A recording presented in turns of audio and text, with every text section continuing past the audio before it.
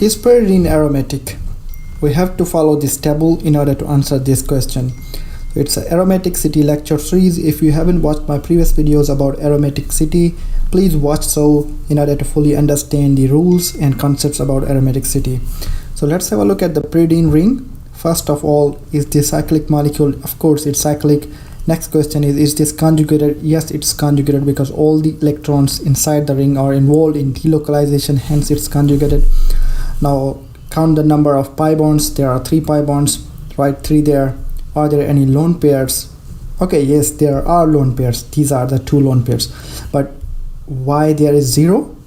Yes, that's a very good question. Because these lone pairs are not involved in resonance. They are not the part of conjugated system. Alright, we will not write all of the lone pairs in this table.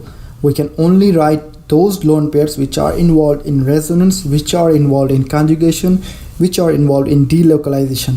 Except that we can't write lone pair. So there's no lone pair, even though there's a lone pair, but we will not say there's lone pair because it's not involved in conjugation, right? That's the concept you need to understand. Now count the number of pi electrons. So there are 3 pi bonds, so you multiply 3 by 2, the answer will be 6. Now apply the equals rule, 4n plus 2. Now put the n equal to 0, then you will get answer 2. If you put n equal to 1, then you will get answer 6.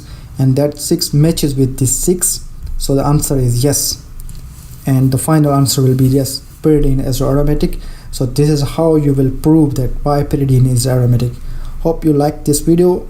Please subscribe and share it with your friends for more videos. Bye.